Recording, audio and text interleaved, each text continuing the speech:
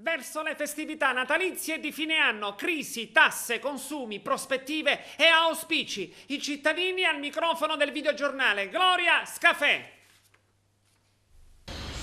Nella stazione centrale di Agrigento spicca l'albero di Natale, quale simbolo di una città pronta ad accogliere la festività per eccellenza. Ma scopriamo come i cittadini si preparano a vivere questo Natale. Con quale spirito vi prestate a vivere questa festività? Con quale spirito? Lo spirito natalizio. Con i bimbi cerchiamo di fare il nostro. Ecco, quale sarebbe il regalo più gradito da trovare sotto l'albero? Il regalo più gradito, non lo so, qualche milioncino d'euro. Siamo un po' annegati a livello di soldi. Niente, in pratica aspettiamo, io sono un impiegato statale tra l'altro, quindi stiamo aspettando la 13ª che sta tardando per fare eventuali compere. Quale sarebbe il regalo più gradito da trovare sotto l'albero? Sotto l'albero per i bambini i giochi della PlayStation o la PlayStation. Per gli adulti ci vorrebbe una bella vacanza per farci rilassare un pochettino.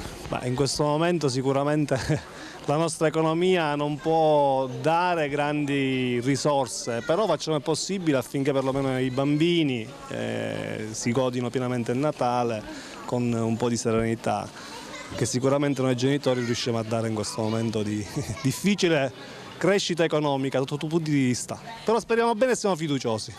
Ecco, perché appena si parla del Natale questa parola si accosta automaticamente alla crisi, alla difficoltà economica? Perché il Natale è sicuramente un momento di gioia, non è che dico soldi fanno tutto, però sicuramente aiutano a vivere meglio. Le buste sono piene per i regali per questo Natale? No, pochi regali, quest'anno c'è tanta crisi, quindi... Come ci si prepara a vivere queste feste? Male, perché l'atmosfera è un po' triste, anche in città si respira aria poco festiva. Ecco, quale sarebbe il regalo più gradito da trovare sotto l'albero? Serenità e tranquillità per tutte le famiglie. Speriamo in un futuro migliore, futuro prossimo, e poi per le festività in famiglia, in casa, pensiamo anche al mangiare, perché no?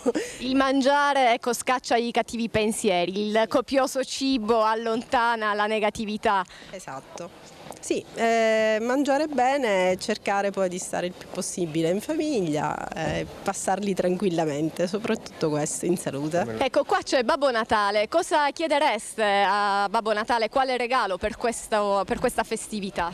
Una città migliore. Agrigento migliore, sperando che sia questo Natale che il prossimo anno porti più benessere e serenità in questa città. È sempre festa ed è giusto festeggiare, però purtroppo la crisi è troppa.